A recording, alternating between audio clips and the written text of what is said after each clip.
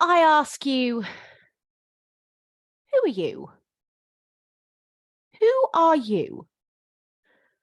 Where do you go in your mind to answer that? Do you go to the past? Or do you look at who you want to be in the future? And most of us go straight to the past. Most of us go, well, I'm quiet. These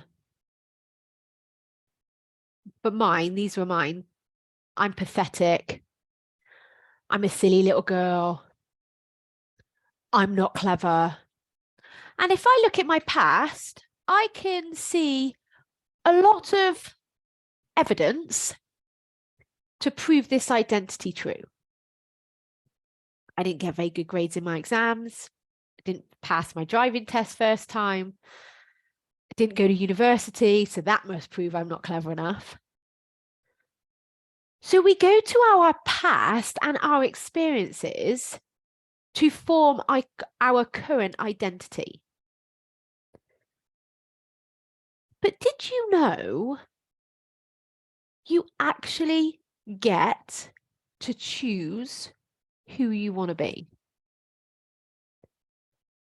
And I used to hear I'm a silly little girl in a very derogatory, a very belittling tone of voice. But I've been doing work on my identity. I've been doing work with my coach around who I am, especially as the CEO of my business. And I realized I don't want to give up that part of me because silly is lighthearted. It's fun. It's enjoyable.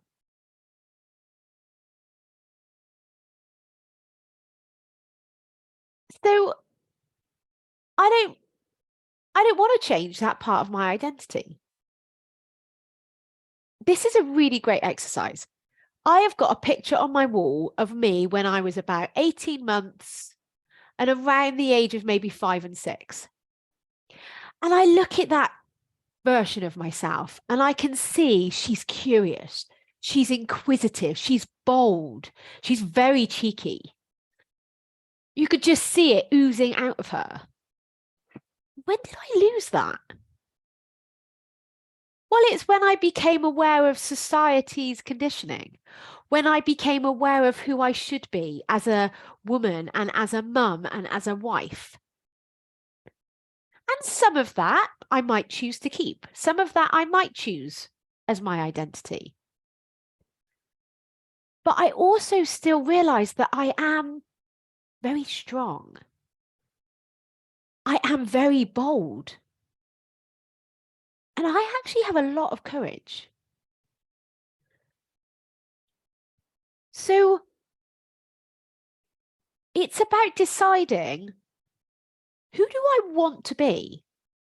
From this point right now, moving forward in my life, who do I actually choose to be? So find a picture of yourself when you were at what you consider to be your most authentic self. And have a look at that person, that little creature.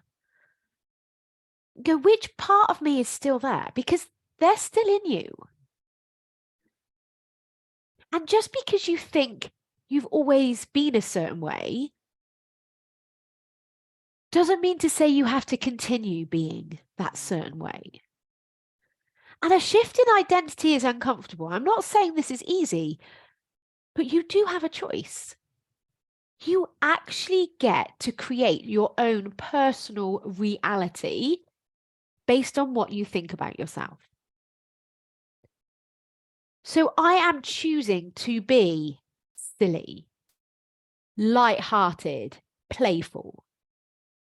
And I'm choosing to be strong and bold and courageous. What does this look like for you?